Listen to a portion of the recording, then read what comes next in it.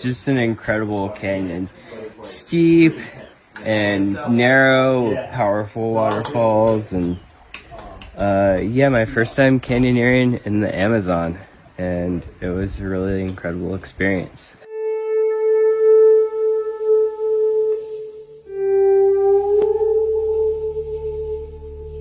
Gracias,